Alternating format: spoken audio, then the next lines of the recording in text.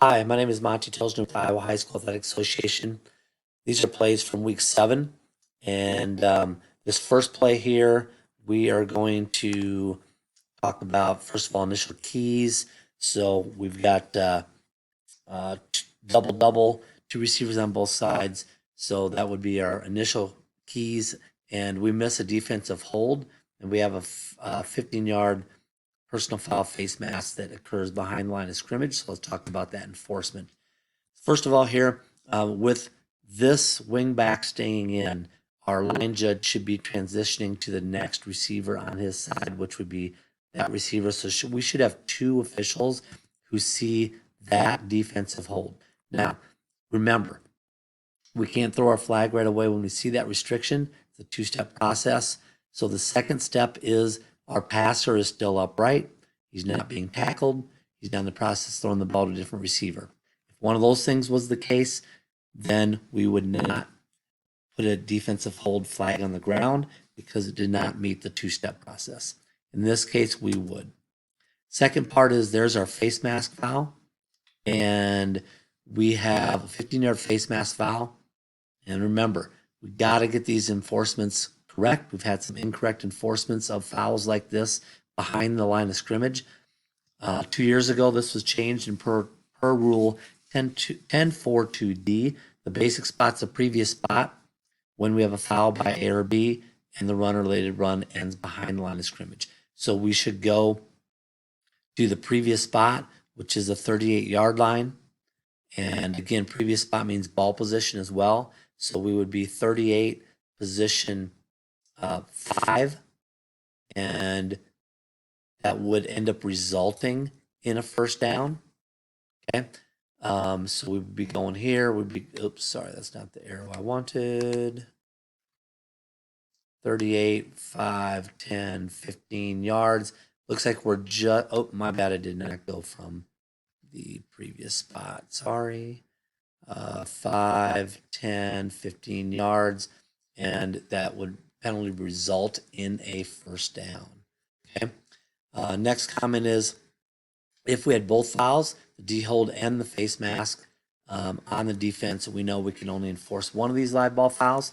Obviously, we would enforce the face mask because that's the one that's going to be better for Team A. Next play.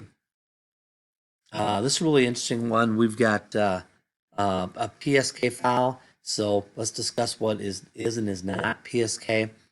So 216.2H is PSK. It's a foul by R other than illegal substitution or illegal participation when the foul occurs, part 1, during a scrimmage kick play, and then it continues parts 2, 3, 4, and 5.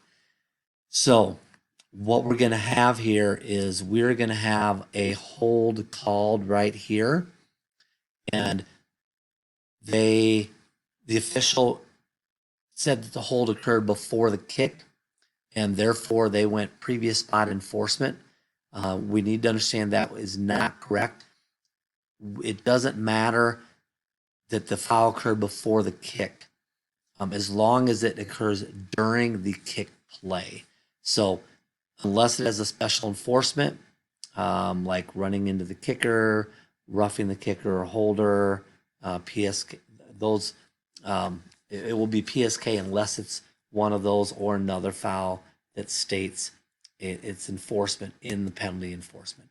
So we would enforce this from the end of the kick. Remember, our announcement to the crew would be during the kick, holding return team number 10, let's say, and we're going to enforce that from the end of the kick. So just remember, it doesn't have to be a foul that occurs after the kick. It just has to be during a kick play. Next one is even more interesting, kick play. So what can we do with what can Team K do with a muff punt versus a fumbled punt? All right, so let's take a look. Here's our ball. Here we have a muff. So muff punt can now legally be recovered by either team. If it's a muff and K recovers, the ball will be dead at that spot, and it will be their ball 1st and 10. We have another muff. We have now what we have, my bad, is we have the ruling on the field was this ball was possessed by R and fumbled. So now, if Team K recovers the ball, they could legally advance it. This ball now continues to get muffed. No one gets it. No one gets it. And we end up with the ball being picked up by Team K, returned for a touchdown. They picked up the ball at the 2. So good rules knowledge by the crew. Since it was a fumble, they could advance. This is the important part. If that had been all muffs and that ball was not possessed and then ruled a fumble, the ball would have been dead when K recovered it at the 2. It would have been their ball first and goal at the 2. And because it was during a legal kick play, we would have the clock on the snap. Very good play to talk about. All right, this was one that was sent in. It was ruled illegal helmet contact by the defender making the tackle. And this one would not be a foul. So let's just take a look at the rule. It goes back to the definition, 221, Article 1. Illegal helmet contact is initiating contact with the helmet against the opponent. There are several types, but butt blocking, face tackling, spearing, and targeting. But one important part of this is that in order for this to be called, one of those to be called, we want that to occur with force. So in this case, he's just kind of holding his ground. This defender's kind of absorbing the contact. And you can see actually, when I go back here, the helmet is actually to the side and none of those things even come into play. So if we go back now and take a look, this is our player we're talking about. So let's focus on him. You can see he's not going forward. He's just staying there. And his head is to the side. Yeah, it's down. But the head is to the side. Contact is really two sides of the helmet, glancing blows with the sides of the helmet. So that is not one that we would want as illegal helmet contact. I love the fact that we're looking there and just, understanding those definitions and really the part that we want that to be forcible contact by that defender before we're going to make it a foul for illegal helmet contact. All right. Correct call for an illegal blindside block. Let's talk about how to report this and what the enforcement would be. Remember, back judge. My bad. This is wrong. They were correct. This is our back judge, although I'd want you off the field. But this is a reverse angle. So this is our back judge. We want our back judge, remember, to be diagonaling from off the field into here. Our umpire would be diagonaling in 5 yards there. So they did actually have this correct. I forgot to change that when I noticed that later. But let's take a look and see now at what we have. So what we got to be looking for on plays like this, when he's reverses field and he's going this direction, we want to look for who's going the opposite way. So this guy's going the opposite way. This guy's going, at a 90-degree angle. This guy's going a 90-degree angle. Those are the guys that we need to have our eyes on for potential blindside block, illegal blindside block. These guys are running the direction of the play. So that's who we need to have our eyes on. There was our block right there. I'll go back. It's going to be by this player right here. So let's focus on that. Boom, there it is. That is not leading with the hands in a push. That was the hands are in front, crunch with the shoulder, and then extend the hands on the end. That's a foul for a blindside block. Picked up by our H. Great job. So we have a running play. We have a foul behind the end of the run. So our basic spot is the end of the run on a running play. The foul is by the team in possession behind the basic spot. So we're going to force from the spot of the foul. We need to get our flag at the correct spot. That means both the yard line and the ball position. We need our flag at, because that's where we're going to enforce this from. This is going to be a half a distance foul. And again, going back, they were correct on where they were stationed at the beginning of the play, because this is a video from opposite the press box. Umpires, do remember, move to the middle of the field when you feel this pressure, not towards the sideline, and let the players pass you and continue to officiate. All right, next play we've got is when in doubt, wipe it out. Talked about this several times. I really like the fact that on third down, we're flowing the line to gain. That's great. We have a pass, and we get on our horse, and we're going to officiate. This ball just comes out way too quick. All right, so this incomplete pass, we do not want to make this a catch and a fumble. And if they don't want it to be, us to make judgment on it, then don't lose control of the ball. But that being said, this ball comes out way too fast. There's no way he completes the process of this catch. And I'll go in slow motion, and we can almost make anything a catch in slow motion. But he catches the ball, starts to turn, boom, the ball gets popped out. This comes out. If we go live speed, this is way too quick. Make these incomplete, and you'll have a much better officiating career. Next play. This is crew evaluation, self-crew evaluation, and sent to me and appreciate it. Perfect example of third down flow, first of all. So let's take a look at that part. This is the comment by the crew. What do you guys think about this block? This is the referee's block. He says he ruled it offensive player just use the momentum and the leverage and rolled the guy outside into the ground, and would appreciate thoughts. Definitely a correct call. So let's take a look at that part first, and we'll come back. So this guy goes to the outside. He dips. Okay, he's putting himself in that position. This guy is blocking him from the side, and he just continues to move his feet and block him from the side and ride him down to the ground. That is not a grab and restrict takedown. You can see our referee is looking right at it. Perfect spot to be looking at it from. Great judgment. Now, if we continue, we look, this is what we want. Third down. Both officials at the start of the play were flowing to the first down stakes. If we go back to the start of the play, let's watch our officials up there at the top and the bottom. He starts flowing right now, and he gets to the line to gain, and he stops. That's exactly what we want. Line of scrimmage official down here, same thing. Perfect. Love it. We end up with a long touchdown pass.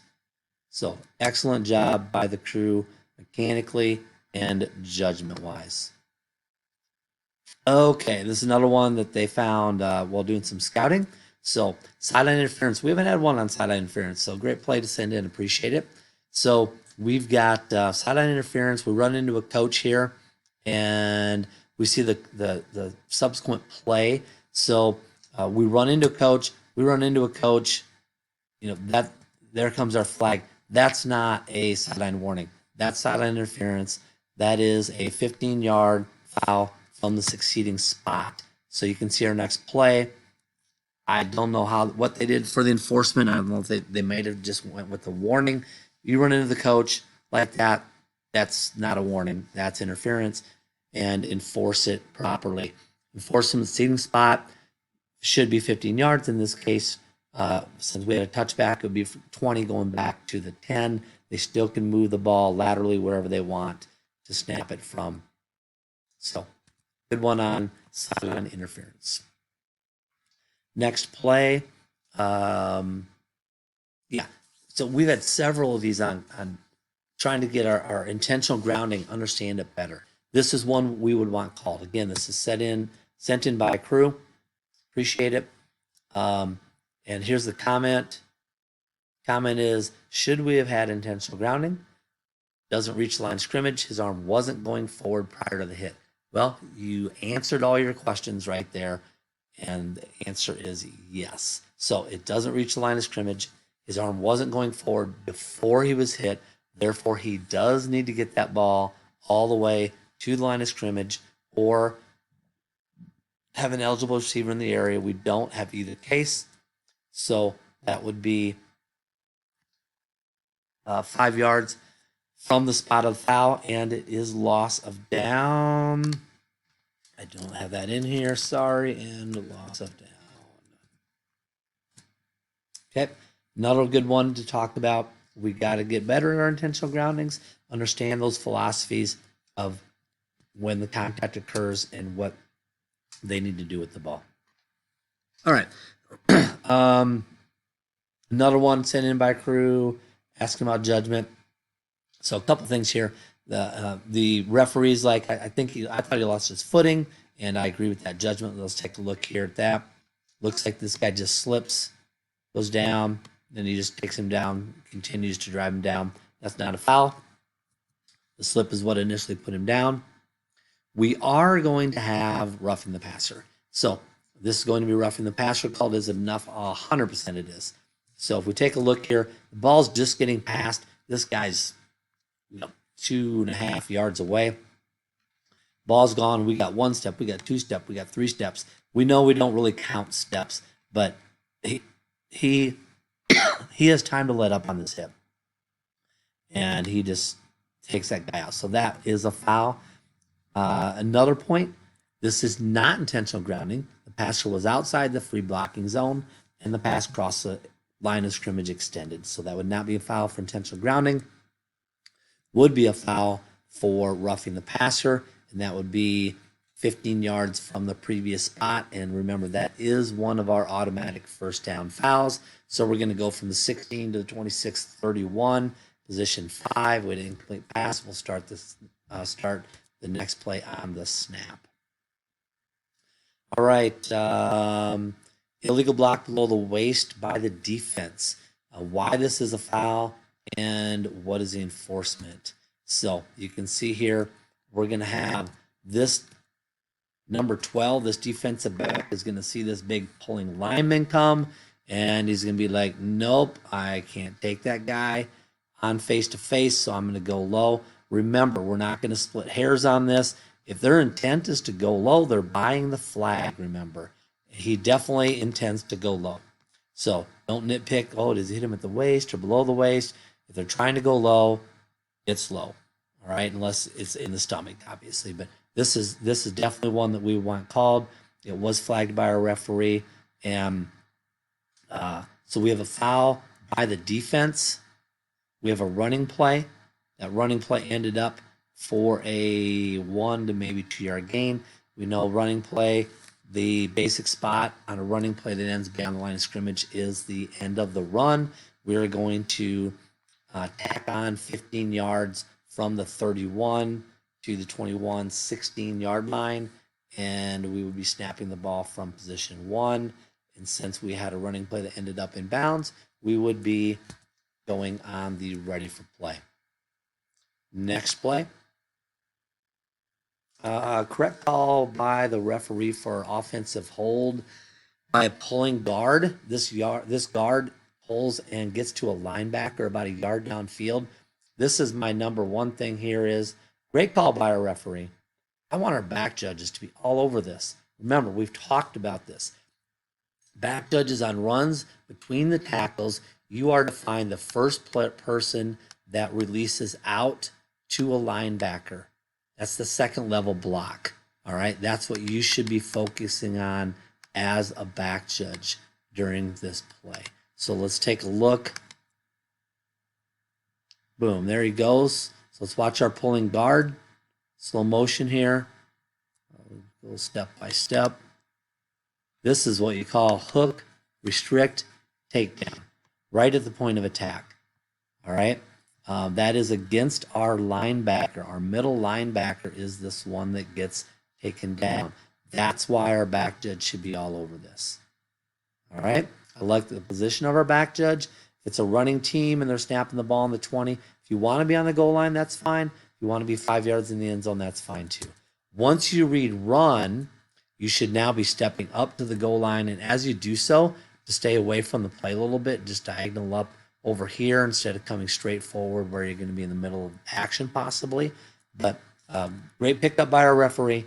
I would like to see this foul by our back judge as well. Now, interesting enforcement. This foul occurs at the second level downfield. So it's a yard downfield. Basic spot's the end of the run.